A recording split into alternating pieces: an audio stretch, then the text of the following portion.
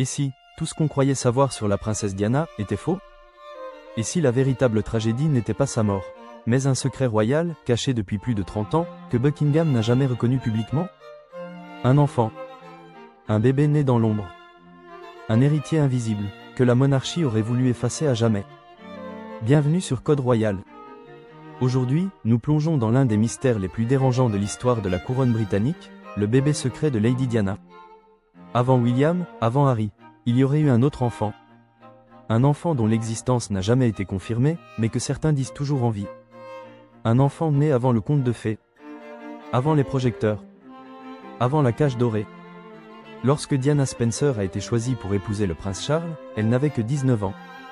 Elle venait d'une noble famille, mais restait une adolescente fragile, timide, et surtout manipulable. Le mariage royal devait redorer l'image de la monarchie après des années de scandale. Mais derrière les sourires des photographes, tout était froidement orchestré. Avant le mariage, Diana aurait été soumise à une série de tests médicaux approfondis, dont certains d'ordre reproductif.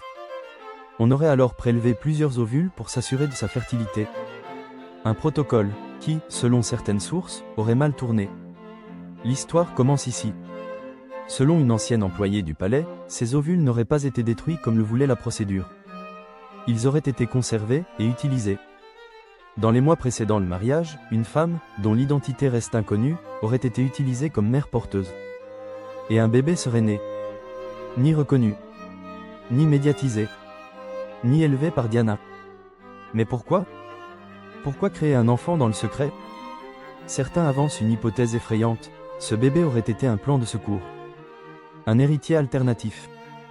Au cas où Diana et Charles échoueraient à avoir un enfant dans les délais.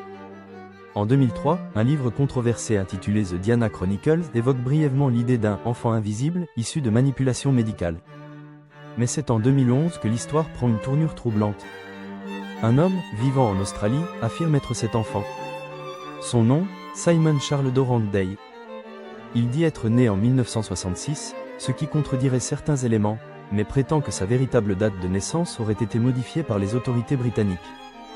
Il affirme avoir été adopté par une famille proche de la couronne, puis expédié en Australie pour le faire disparaître. Les photos sont troublantes. Simon ressemble à Charles jeune, mais aussi étrangement à Lady Diana dans ses traits fins, son regard, sa bouche. Il affirme avoir demandé à plusieurs reprises un test ADN avec les membres de la famille royale. Silence radio.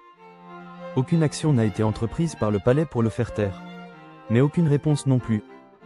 Et c'est là que réside le malaise. Pourquoi ne pas simplement prouver qu'il ment? Le prince Charles, aujourd'hui roi Charles III, n'a jamais abordé le sujet. Pas une interview, pas un communiqué. La reine Elisabeth II, elle non plus, n'a jamais répondu. Mais ce silence, selon certains experts en communication politique, est une stratégie. Ne pas alimenter la rumeur. Mais ne pas la contredire non plus. Car parfois, répondre, c'est valider. Dans ses cassettes secrètes enregistrées dans les années 90, Diana a déclaré « Je n'étais qu'un ventre ». Une jument reproductrice. Cette phrase, souvent coupée dans les médias, prend aujourd'hui un sens terrifiant. Et si elle parlait d'un enfant qu'elle n'a jamais vu? Un enfant qu'on lui aurait volé.